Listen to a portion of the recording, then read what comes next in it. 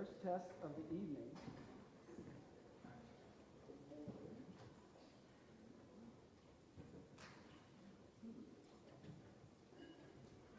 Jonathan Soderbergh Chase, everybody.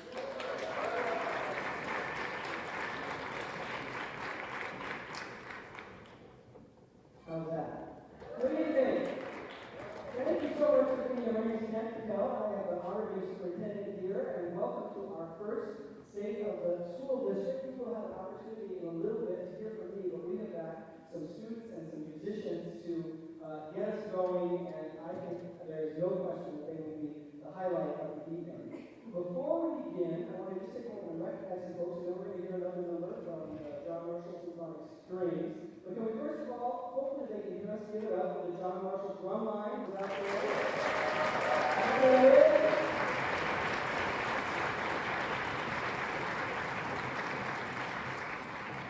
I want to take a moment, first of all, to ask, and I know because we didn't have a way to check off everybody, I am not going to make the mistake of thinking that I saw all of our elected officials who are here, but if you are someone who serves in public office here in Rochester, would you please stand so we can welcome you? And I'm going to include members of the Rochester School Board very much in that as well. So please do so. Thank you.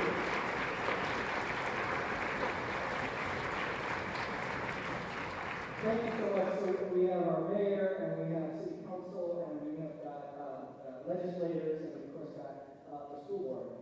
We are now going to have the privilege of hearing one more number from the John Marshall Symphonic Strings, who all sound fantastic. It is early in the year for these folks to be performing like this, and they sound amazing. So, with no further ado, here we go.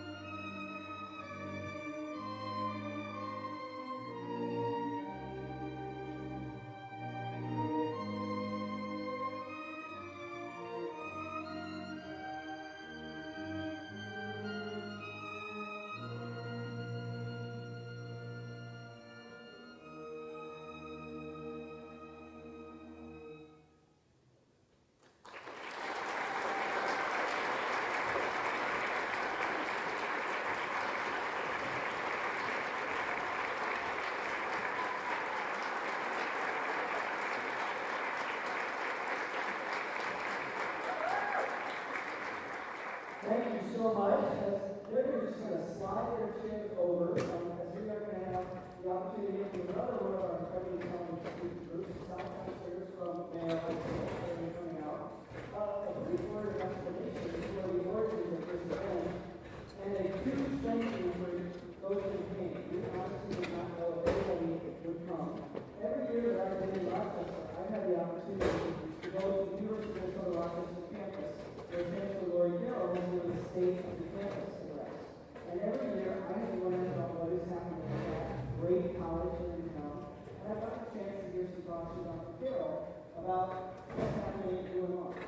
so I thought we ought to try something similar to our schools. And so that's the origin of this.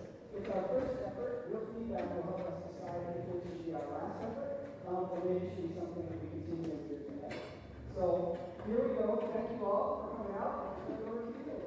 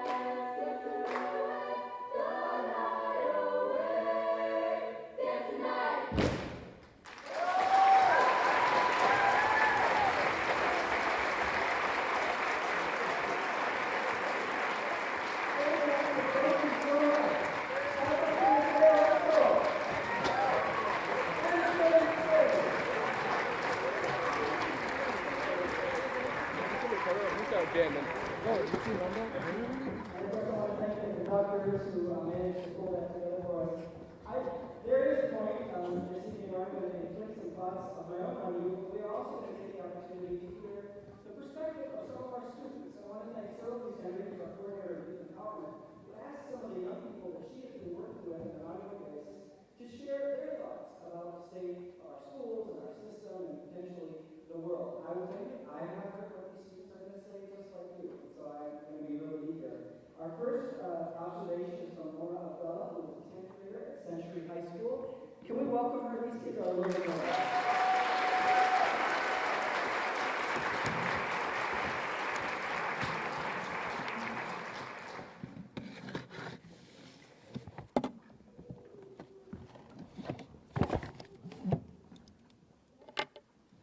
Hi everyone, I'm Mona Abdullah, I'm 15 years old and I'm a sophomore at Century, and today I'm going to be talking about the sense of belonging and how Century contributes to the sense of belonging, and in my others and my experiences and the hopes and goals for Century. The first example is the amount of accessibility we have at Century for help, comfort, and support. TOPS is one of these experiences, and it's a room ran by kids at Century offering peer support for kids. The reason that they started this group is so kids can go to this room and decompress and just get away from the life struggles, school struggles, and just stress and all. Without having the worries of their struggles only being them and being alone. I think that plays a big example in all, because obviously high school is a new start for everyone and it's a very scary time. And there are many rooms like this and spaces at Century, and it can not only be from TOPS but also from teachers who show their compassion and empathy for you, and also in just classrooms where you feel like you can have fun. The second topic is about clubs and groups at Centuries as well. So in my own experience, I have joined Student School Board, and it has shown me many ways of just hearing the problems and struggles and being aware of others at Century and students. And so we would collect all these problems, struggles, comments, concerns, questions, and just take it back and question all these with all the other high schools in the area. A main concept that we learned is that if it's happening at one high school, it's happening at all of them. And so we would create solutions, and even if they aren't permanent, they are temporary, and they are good sometimes, because it's also coming from kids who know and who have been through these experiences. In the end, clubs are just a very good example, because if you just need some place to be, there's usually a group or a club that offers what you're looking for and sparks your interests. And if there isn't, you can always start one by yourself, because it's very easy, and I'm sure everyone will love to just join and be a part of what you have to offer. Because I learned that if you want to make a change, you have to do it by yourself, and sometimes with others if you start a group. And a couple of my hopes for Century High School this year is to be a place where everyone can enjoy rather than dread. Obviously, Century is a new beginning for everyone, or just high school in general, and it can be very stressful and scary. I know that because I came from a school where I went to for 9 years, and there was 400 kids in the student, and then I went to a school where there was over 1,000 kids, and I knew not a lot of them, because we all separated, all my friends from the prior school, we all separated and went our separate ways. So just having a place where kids can be themselves and just show who they are, and just knowing how to have peers that are there for you no matter what. Another goal I have is to welcome everyone, no matter who the person is, based off their appearance or based off their religion, their beliefs, their heritage, no matter. We have to accept everyone in the society. Otherwise, we're not going to find friends, and you're not going to know how to deal with real life situations, or it's just kind of a soft skill of communication and knowing who there is in this world.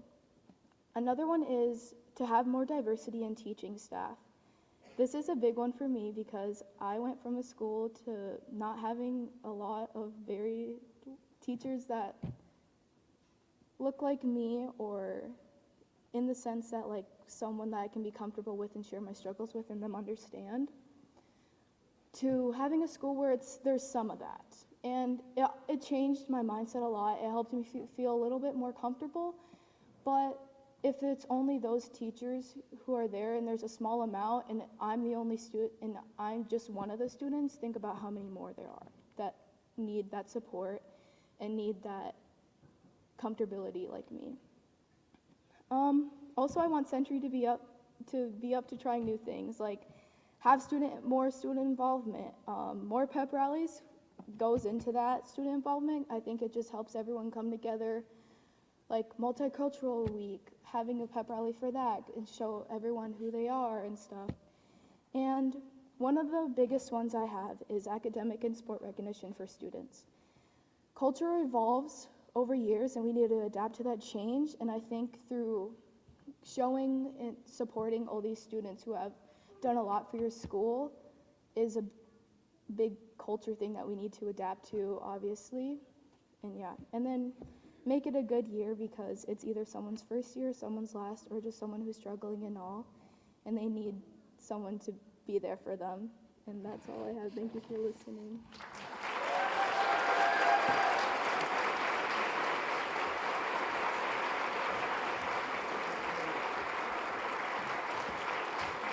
Thank you so much. So we now have got another student. This one is from John Marshall. Simran Ali is going to come up and share some thoughts on her part. So thank you again. Please welcome her.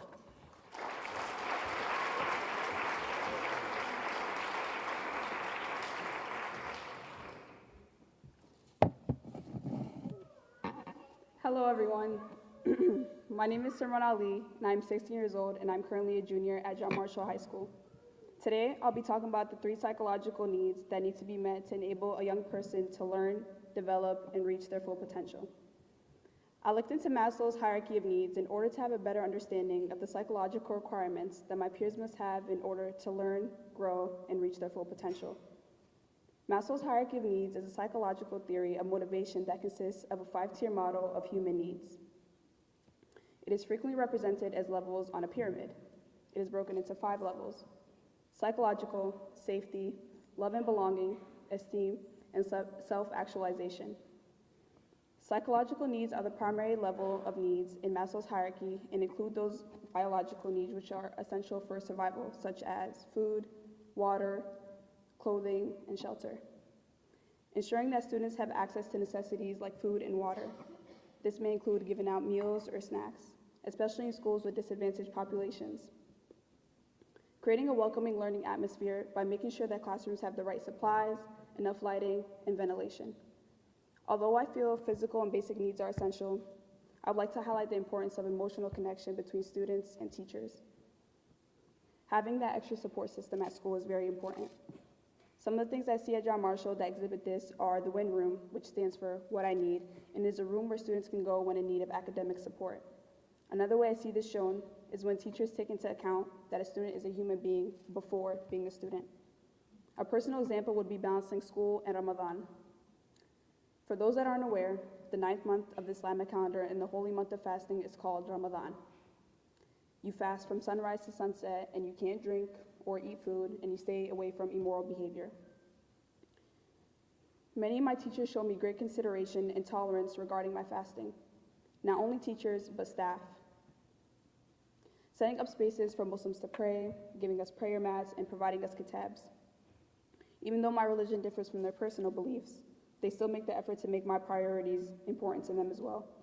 I want to take the time to thank the John Marshall staff for exemplifying the definition of support. Thank you guys for giving me the chance to share my perspective.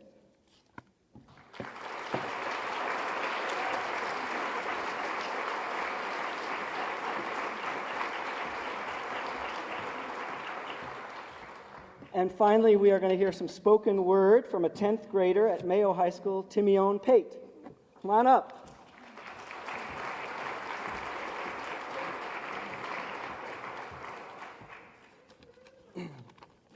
My name is Timion Pate, and tonight I'm reading a poem. But before I start, I want to take it back. Not just back a year, not 10 years, not 20 years, but to be exact, in April 23rd, 1635, the first school was built and founded in the United States. And upon arriving to the late 1870s, school began to get separated by race and didn't rejoin until November 14th, 1960. Ruby Bridges connected those severed ties of children not learning equally. Also, in 1960 through 1970, drugs such as cannabis or tobacco became a national problem, declaring war on drugs. And in 2012, about 7.0% of students between the age of 16 and 24 did not earn their high school diplomas. In 2022, there was about 2.1 million people who dropped out of school due to school regards or learning disabilities. And I say all of this just to say this. Students, instead of coming in to school thinking school is not good for you, come in and have your mind be as clear. And to teachers, let's beat the odds this year. You are teaching the future you will live within. Apply yourself and come in with a smile every day.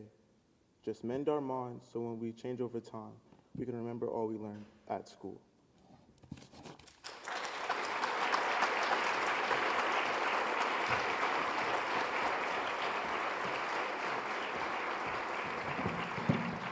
Thank you so much. Clearly, we all should just go home now after that. But I do want to, as promised, have a chance to share some of the thoughts on where we are as a school system. And so let's get going. One of the things that I have recently concluded, somewhat to my surprise, is that I can't jump into talking about the work that we're doing in Rochester Public Schools without at least briefly making the case for the importance of education. And to the kind of people who come to a State of the School District speech on your own free time at 7 p.m. on Monday night, that may not be the case. But especially as I have been out over recent months talking about the referendum with the more than 80% of citizens in this community who have no kids in our schools, I found that we need to make that clear. And so this is a picture that I have used, updated every year throughout my career with students. And when you show this picture to middle school and high school kids, it is a shocking reality, and it describes what will be a governing fact of their lives. What you can learn determines what you will earn, more than ever before in human history. That increasingly we are living in a knowledge economy in society. And so that not only are your wages going to be higher every step of the educational ladder as you progress up, but your chance of having health care, housing stability, and the converse is also true. That when we look at unemployment and all of the stresses that it brings to individuals, families, and communities, it is also tightly tied to the level of education that people achieve. But it's not just about money. Educated people do better in almost every facet of life. We know from a large body of research that they're more likely to have stable families, they're more likely to be healthy and live longer, they're more likely to vote and volunteer, they are dramatically less likely to commit serious crimes and to be enrolled in public assistance. And so I would submit that the issues we're talking about here tonight go far beyond what happens in our schools and our classrooms to really powerfully impact the well-being of our entire community and society. So, Rochester Public Schools has a big impact on this community. What you see on the screen there is what the business folks would call the market share of Rochester Public Schools. And you can see that we are privileged in 22-23, the last year for which we have that data, to serve 76.8% of the young people that live within the boundaries of this school district. It was 77.9% back in 2016. Enrollment in Rochester, like in almost every school district, has declined. But that's not because people are fleeing Rochester Public Schools. It is because the birth rate is going down. In fact, the birth rate in the United States has gone down 17% since the Great Recession of 2008. That is social change that is going to have far-reaching implications for our economy and our society. But we are privileged to continue to be the provider of choice for families in Rochester. The private schools, the other school districts, charter schools, home schools provide an incredibly valuable service, but we educate more than 3/4 of the young people in this community. That is not necessarily the case in the other urban areas in Minnesota. You can see in Minneapolis, they now serve just over 50% of the kids who live in that community, and in St. Paul, where I went to school, my kids went to school, and I used to be an educator, they serve 58.1%, and both of those percentages are declining rapidly. That is not happening here in Rochester, and I would submit that we must not let it happen. We would not want a fire department or a police department that could only put out fires or fight crime in part of the city. And so I would submit that keeping a public school district strong and thriving is of vital interest to the well-being of this community and any community. So where are we by the numbers? Really quick tour through our school district. We're number 7, largest school district in the state. We have more than 218 square miles, which has big implications for our transportation system that transports 292 bus routes every day. We currently educate a little more than 17,300 students. We have kids who tie their origins to 119 nations. 81 languages are spoken in this school district. 1% of our students consistently experience homelessness. Our graduation rate is 86% when you count all kids, 91% when you just look at John Marshall Century and Mayo High School. 19.7% of our students have a disability and receive special education services. That is much higher than than in other school districts. And it's something that we are thinking a lot about. In many districts, it's 13 or 14%, and 15 or 16% might be a little more matching our demographics. And so it's a percentage that we're thinking a lot about, and part of the work in our strategic plan is making sure that we are not identifying kids as having disabilities if what they really have is struggle reading or struggling with other aspects of the educational process. 30.5% of our students qualify for free or reduced price lunch using the old formula. That's much higher in some schools and significantly lower than others. We have slightly less than 3,000 staff, the vast majority of whom hold advanced degrees, and you can see the number of our schools there at the bottom. We are entering year 3 of our strategic plan in Rochester Public Schools. And there's pretty good research that says it takes 3 years to significantly raise achievement in an elementary school, 6 years in a high school, and 8 years in a district. And so we really are at the beginning of this. Now, I'm not going to spend time right now talking about all of those building blocks of the strategic plan. I'm going to come back in a moment and just touch on a few of them that I think that may be of particular importance and interest tonight. But in many ways, we're at the beginning of a journey to make what I think is very possible happen, which is that this is the highest performing diverse school system in the state, if not the country. Now that strategic plan, I was in a school the other day and someone described it as a Patel strategic plan. It is not. It was the creation of this community. We have 6 working groups that put in intensive time over an entire year. And in addition to that work, we surveyed, we did focus groups, interviews, and so the strategies that are in those building blocks are emphatically not something out of my head. They're something that grew out of a community strategy and looking at the data. And very recently, I think we got one of our first indicators of the impact of that strategic plan. As you can see in the graph, using the state's accountability metrics, we reversed a 10-year decline in math and science achievement and an 8-year decline in reading achievement. Now, 1 year does not a trend make, and test scores are not the only thing that matters, but we know that if kids are not proficient in reading and mathematics, and also science, which the state is not using its system, it's going to have catastrophic implications for their well-being in the long term. And so I was in a room with a group of teachers the night before the state released these test scores, and I showed it to the group, and one of them actually had to get up and leave the room for a moment. Not because he's so passionate about test scores, but because I think it was a sign that what we're doing has an impact, and that what we're doing can begin to show up in the readiness and well-being of our students. When you get under those district-wide averages, you start to see what we are beginning to call some leading-edge schools. And I know when a school district starts to highlight certain schools, it can be touchy, because that's not to suggest that the other schools in our district are not doing great work. Some of them are already pretty high performing, and so raising that percentage is going to be harder than a school that has a lot of ground to make up. But when you look at these gains, Willow Creek 18.9 percentage points in math, John Adams 17.5. In literacy, again, Willow Creek and John Adams doing well, but we have Mayo High School, Bishop, and Century. These are some pretty striking gains. Now, for anybody who wasn't following along, we had a gap in our testing years because we had a cyber attack that we were able to beat back, and we didn't give the test for 1 year, and so we're comparing 2022 to 2024. And we also saw some important gains from some of our subgroups. If we're committed to equity, all kids need to get better, and some kids need to get better faster.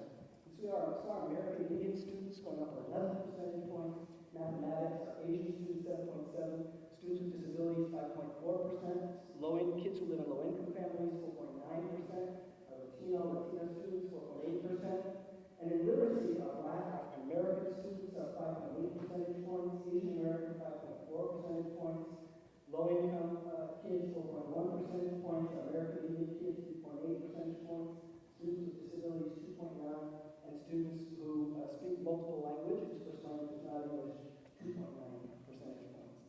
When those scores came out, there was of course a question of, well, what's going on in those schools? And the hard answer is we don't know exactly. But as I talked with Dr. Peter Ruck, our research director, we came up with 3 pretty solid hypotheses. And the reason we came up with these is because these 3 things are things that we're doing to a significant extent in all of our schools. There are some interventions and strategies that are being tried just in some of our schools, creating school environments that are truly focused on student learning. That might sound like a no-brainer, but there are many, many educators in this room and many others who are parents. It is very easy to get distracted from keeping students' academic success as the main purpose of school, and being sure that kids need to be safe, and our schools need to be orderly, and that they need to be focused first on that academic success.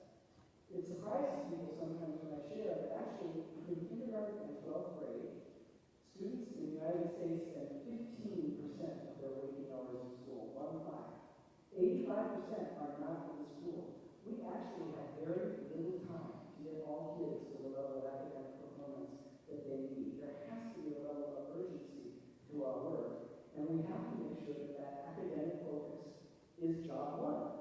And coming out of the pandemic, that has been a big shift in every school district because we just went through a once-in-a-century crisis where it was impossible to make that academic success job one. This fall, we took 2 additional steps that were intended to keep the focus on student learning. Number 1, we banned cell phones in all of our schools to varying degrees, and students loved it. Parents did.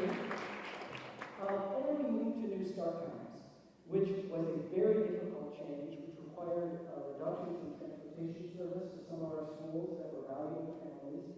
But we had our youngest learners going to school when I got here at 9:35 and then at 9:25. And for all of you little kids, they wake up ready to learn, and they wake up engaged. And we were actually getting them into their prime learning hours much too late in the day.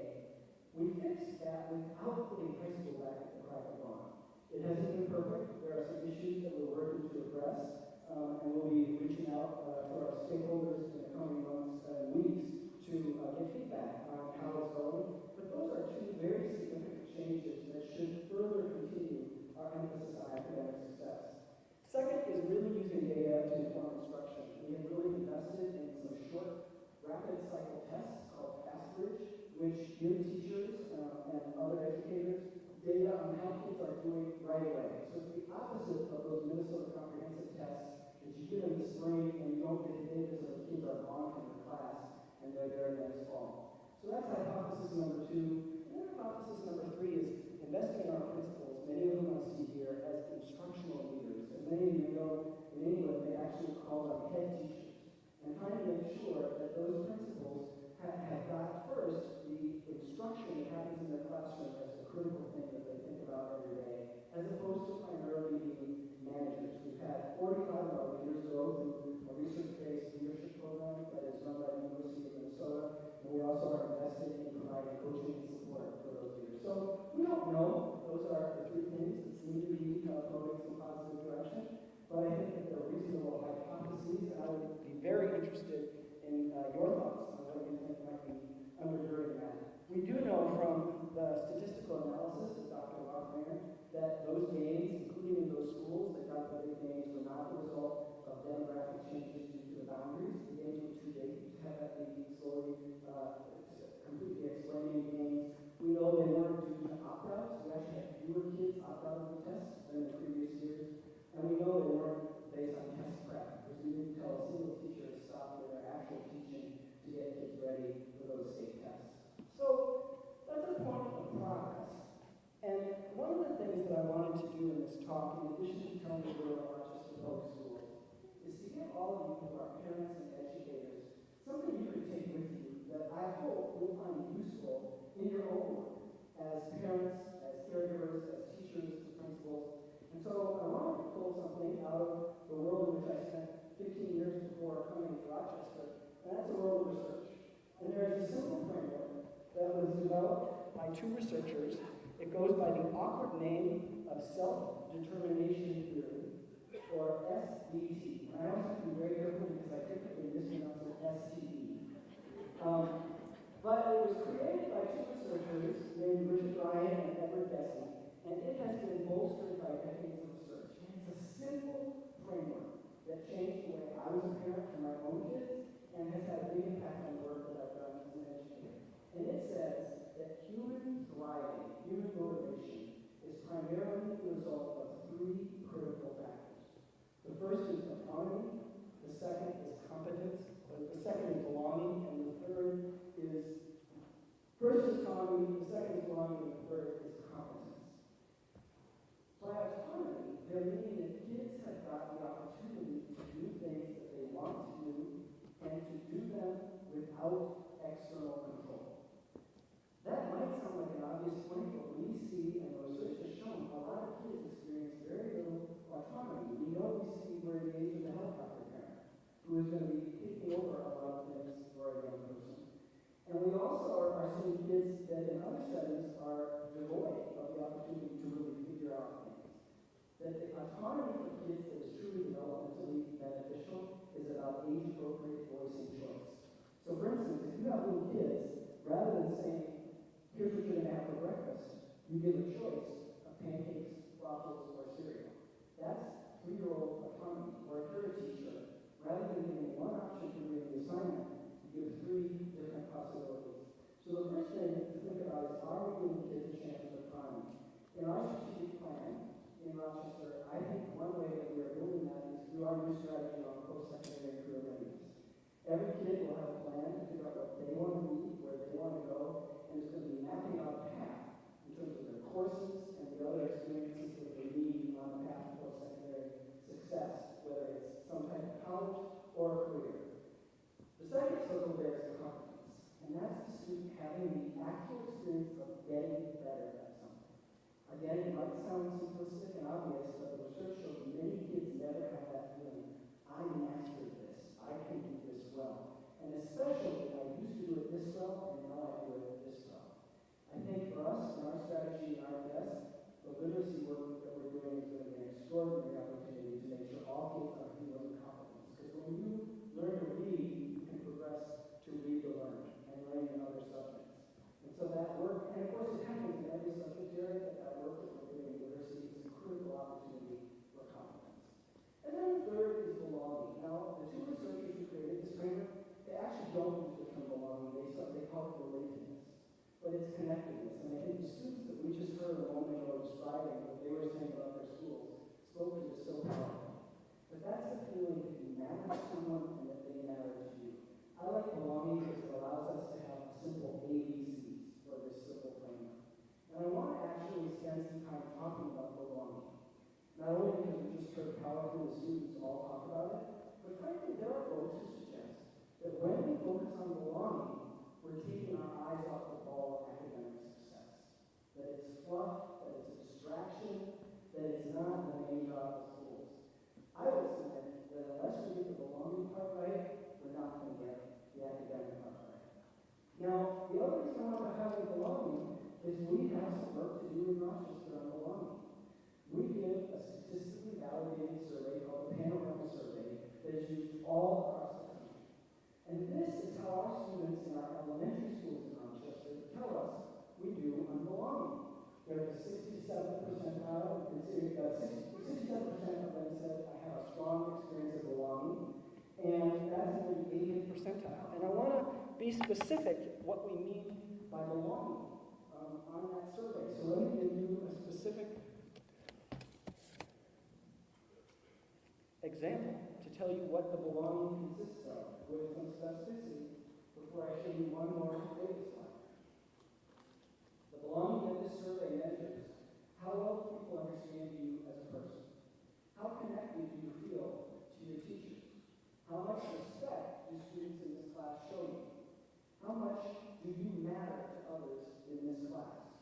Overall, how much do you feel like you belong in this class? That's what this data measures. Our elementary schools look pretty good. But here's our secondary schools. 37% of our students in our middle school and high school in Rochester said they feel a high degree of belonging. That puts us in the 10th percentile nationally. We've heard a moment ago about the student school board, and we've had student school board members begin to grapple with and say, what's at the core of that? It's something that I think we're beginning to get some traction on, but I didn't want to come to a state of the school district talk and only highlight the MCA scores and those points of progress. I wanted to also acknowledge where we are with that really critical factor in our schools.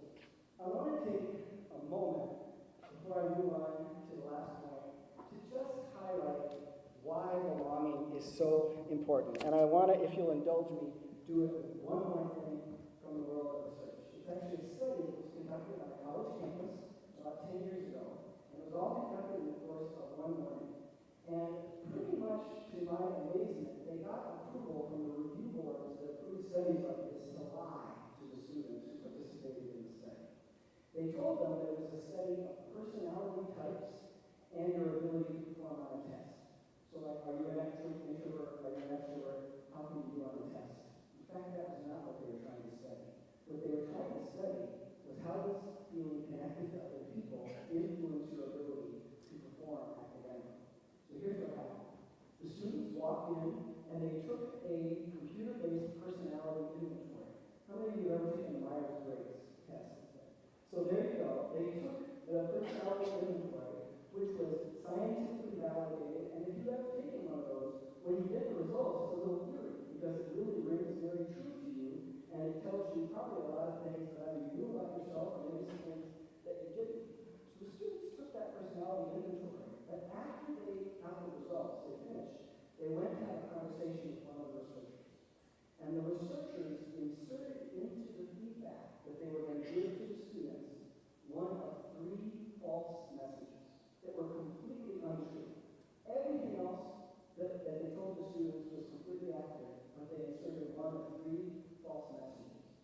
Here's what those 3 false messages were.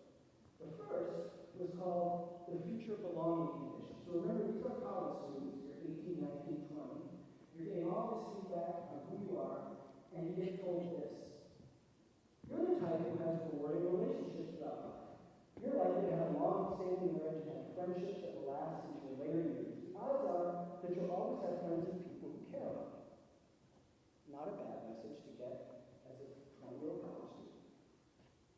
The second false message was called the future alone condition. Here's what those students were told as part of their debriefing. You're the type who will end up alone later in life. You may have friends and relationships now, but in your mid-20s, most of these will have drifted away. You may even marry or have several marriages, but these are likely to be short-lived and not to continue in your 30s.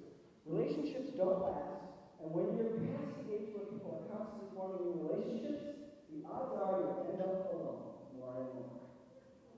Not an ideal message together.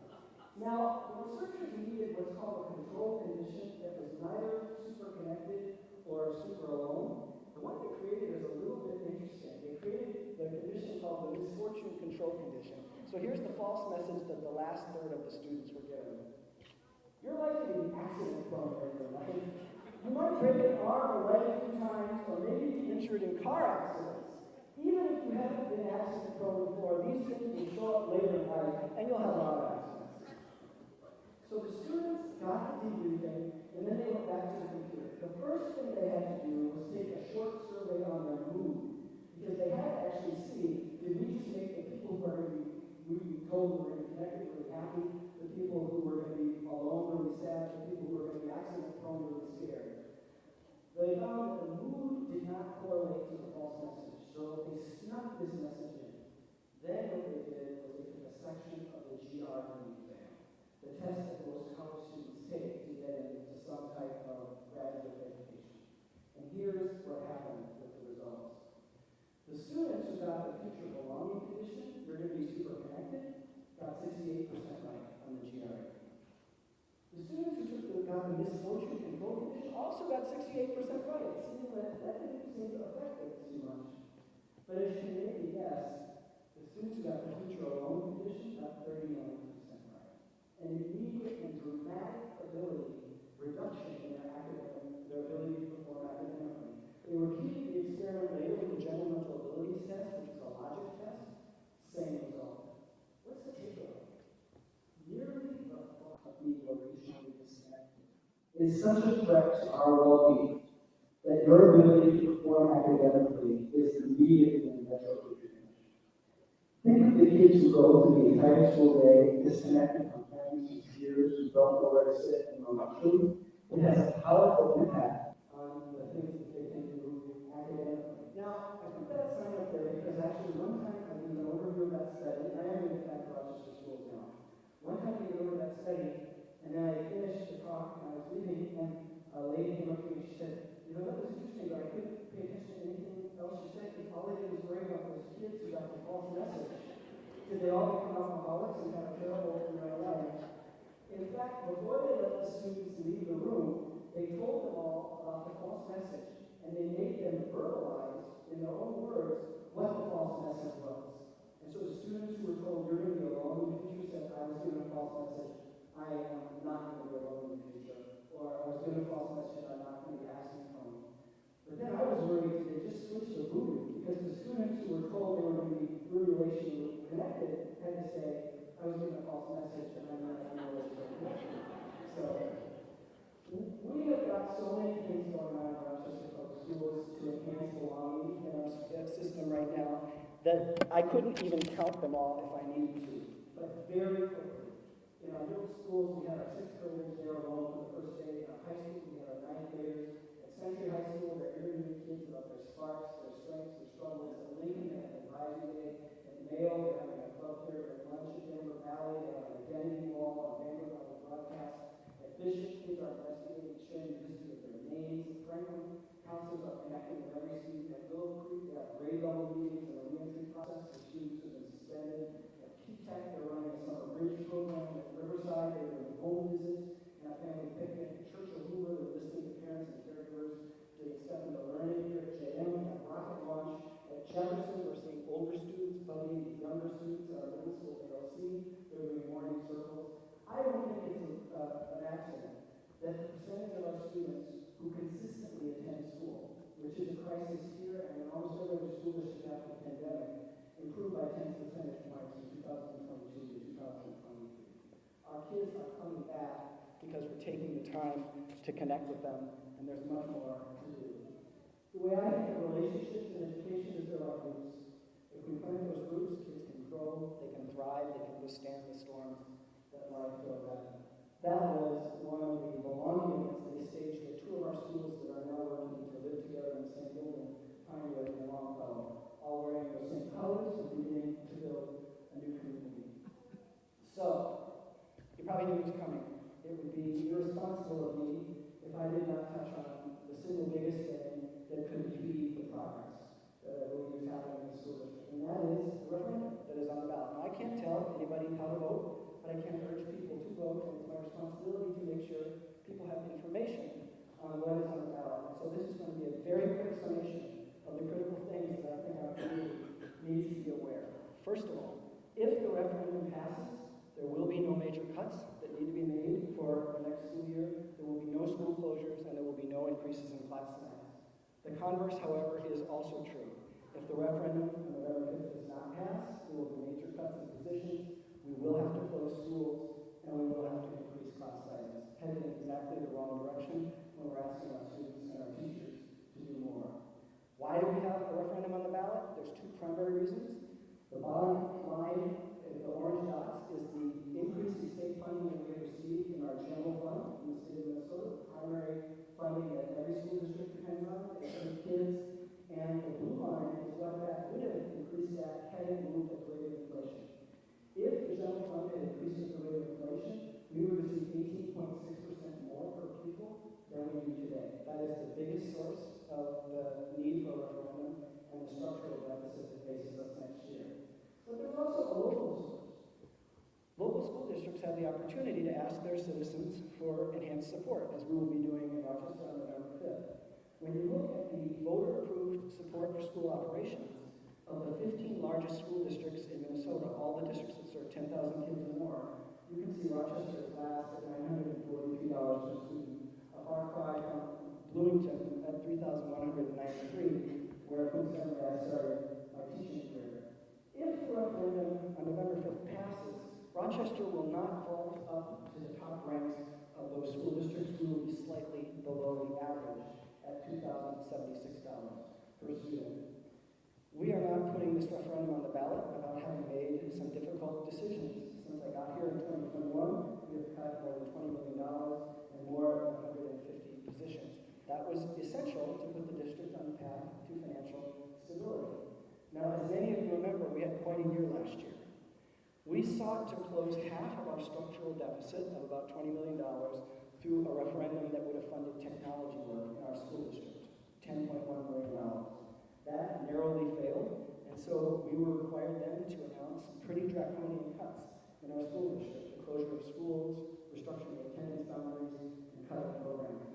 Mayor Cook stepped in with an extraordinary $10 million contribution in support of our work, and with that money in place, we made the decision to use slightly less than $7 million of our budget reserves. Neither of those two strategies is a sustainable strategy for the future. You can't continue to live in your budget reserves, and the Mayo Clinic is not going to keep writing $10 million checks every year for our school district. And so our projected deficit, $19.4 million, that is the amount of money that will be on the ballot, and it will be generated every year for 10 years in the life of the referendum, increasing the rate of inflation. It would increase the levy by $1,132 per student, a home value at $350,000, let's see a property tax increase of $29 per month.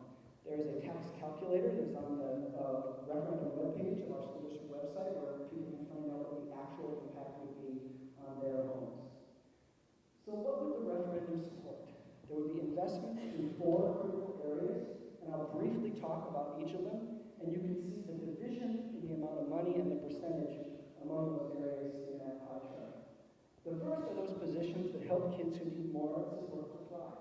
That includes our reading specialists who are leading the way in our work with literacy, our media specialists that begin to help kids develop a love of reading in their elementary years, our community schools coordinators who help remove barriers to learning like housing instability, our new parent education program called CAPE, our launching emerging adults program for students who've undergone trauma, been incarcerated, mental health challenges, our Project Search for students with developmental cognitive disabilities where they spend an amazing year at Mayo Clinic, and the driver's ed program that we've created for low-income kids who otherwise couldn't afford to get a driver's license. Second category are those programs that challenge our advanced students and support enriched learning for all kids. Our advanced learning teachers is the first there, formerly known as gifted and talented teachers, same grade teachers, same grade programming, different new names. Curriculum process and enhancing our curriculum so we can make sure that we're exposing kids to cutting-edge content. Project Lead the Way that introduces kids to engineering in our middle schools. Music positions in middle schools where kids also develop their first pick-up instrument. Our programs at Quarry Hill Nature Center where we have got kids climbing around on rocks and in the dirt to learn science, and then the planetarium at Yale High School. The third area are services that strengthen well-being and mental health. That includes our school counselors, and we're very privileged in Rochester to have counselors in all of our elementary schools. That's not the case in many districts. And our new mental health screening and the cost of the screener that is identifying significant numbers of our kids who are struggling with depression and anxiety and with other challenges to mental health. And then finally, our career and technical education program, where we have got our vocational and technical education classes in our high schools, our auto mechanics, construction trades, our C-Tech classes over on the RCTC campus, and I saw Dr. Boyd, the president of RCTC, is here, and thank you for being here, Jeff, where we've got kids engaged in computer science, law enforcement, P-Tech pathways in information technology and nursing, and then our post-secondary education planning strategy that I talked about just a moment ago. The referendum was on the ballot last year, failed by 318 votes, up slightly more than 22,000. So whether you choose to vote against this proposal or for this proposal, every vote clearly matters. And there will be more information forthcoming in the days ahead, and there's quite a bit that is available on our website. So, I didn't want to end with the referendum. And I wanted to end with something that I think makes me hopeful and excited every single day to get up and come to work. And that's our students. We heard from some of them a moment ago. One of my favorite ways of interacting with our students has been around the most awesome power that any superintendent has, and I see Jerry Williams, who is step by step, the power to declare a snow day. And so I am going to read to you some of my favorite sweet messages about snow days in Rochester, okay? So here we go. This will wind us up. The persuasive powers of Rochester Public Schools students. You are the man in charge, and only you can make the big decisions around these parks. We need a snow day, man. I have a presentation I didn't finish that I need to present tomorrow, and I'm not done. Only you can save me. Just do it for me. These are unedited. Hey, Mr. Superintendent Thingamajiggy, can we please have a snow day?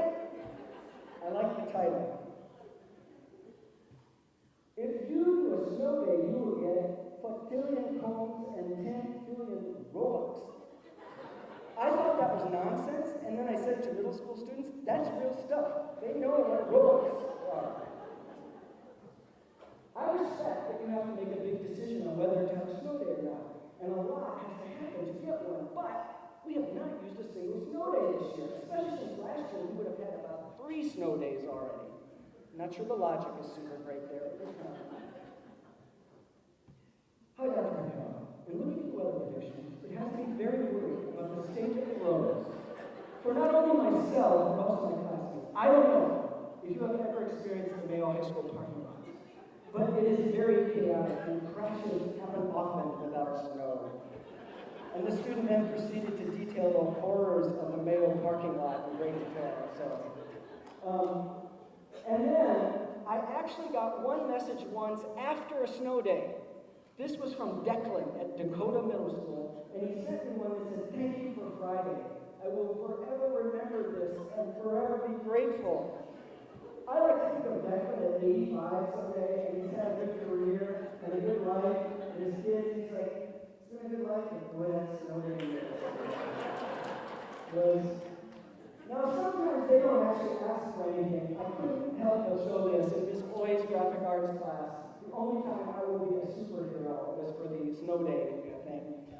Student at Mayo High School actually, and at CTEC, used algorithms to create a snow day calculator that predicted aggregating predictions from different weather sites how likely we were to have a snow day. It's not up anymore because he went off to college somewhere.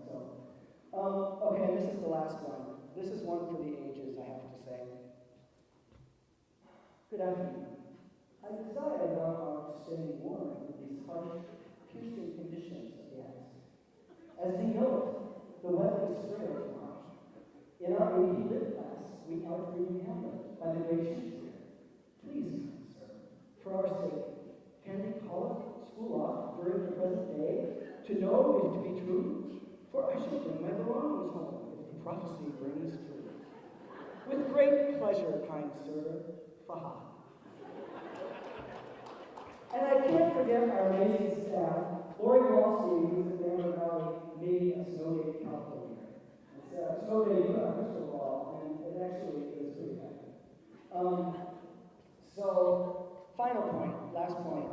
The other reason I'm optimistic is this community. When the school board was debating whether to put a referendum on the ballot, they did a statistically validated survey of community perceptions in Rochester, and we saw 64% of our community said you're doing a good job, and 17% said an excellent job. And there are so many community organizations represented in this room that are central to that progress. And so we thank you for that support, and we know we're going to continue to lean into that. The last picture I wanted to end with is one of my favorite traditions in Rochester. It's when our seniors go visit the elementary schools that they attend. And I love it because it shows the older kids where they came from and shows the younger kids where they're headed. And it's the unique job of a school district to make that happen. You can have a great early childhood program, but if it doesn't lead into a great elementary school, you don't have that progression. And if it doesn't lead into a great middle school, and a great high school, and great post-secondary options. And so that is the unique opportunity that we have. We are going to hear from one more student, and then we are going to have an opportunity to have some great ice cream and treats from La Michoacana, Puerpecha. There was a group that I spoke to recently, and someone who's not from Rochester was so energized by what we're doing, he sent us $1,000. And so a random guy from Sioux Falls brought the ice cream, not the taxes. And so I hope you have a chance to eat it when we're going out there. Our final student, before we end up for the evening, I want to make sure Devasi Johnson is a 5th grader at Pinewood. And so Sarah Louise is, I believe, going to help us get things ready. And we're on. And so thank you for letting me walk through that long overview of where we are as a school district. And that's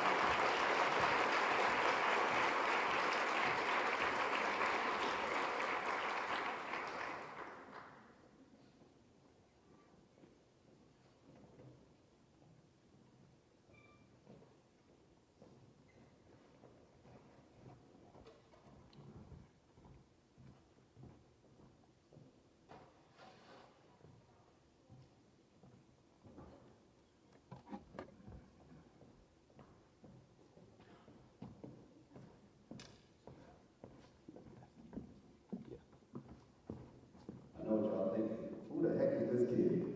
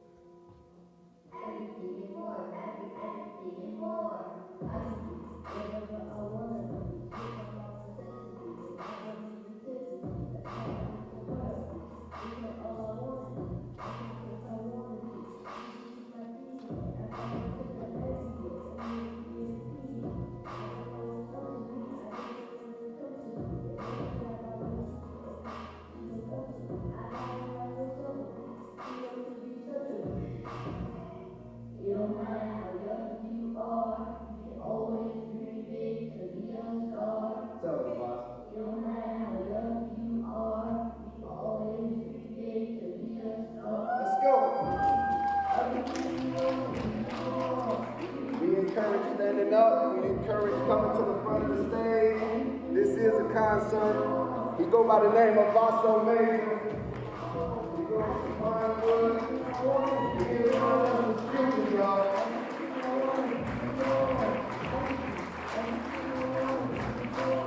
Everything and more, everything and more. Let's go.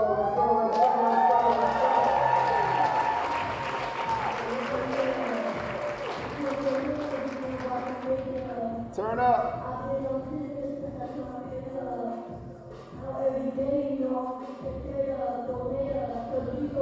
Yes. Yes. Yes. Yes. Yes. Yes. Yes. Yes. Okay. So then I opened my eyes. I said, God, I'm alive. And I prayed him all the time because he knows I'm alive. So he goes on my side. I ain't lying again. I'm fine. There's no matter. But love is different. You know, I'll never hide. So I raise my head up to the sky for. Because my sin I know he died for. Now I'll never like to talk. You say you love me, God. But I ain't for your faith. God, who would I be without my Lord and Savior? Savior. The word for him would be no Basso Major. Major. I do my sins. That's my failure. Now every day you go on with your prayer. Now wake up. Who would I be without my Lord and Savior? Savior. The word for him would be no Basso Major. Major. I do my sins. That's my failure. Now every day you go on with your prayer. Now wake up. Because we so blessed. Yes. Now we so blessed. Yes. You blessed. Yes. You know you're blessed. Yes. Now we so blessed. Yes. Now we so blessed. Yes. You feel blessed. Yes. You know you're blessed. Yes. Okay. Also, ladies.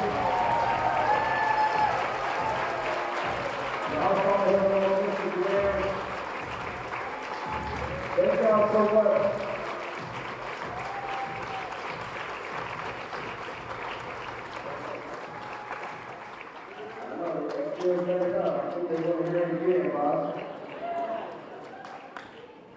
One more time. Thank you everybody for coming. Let's take it.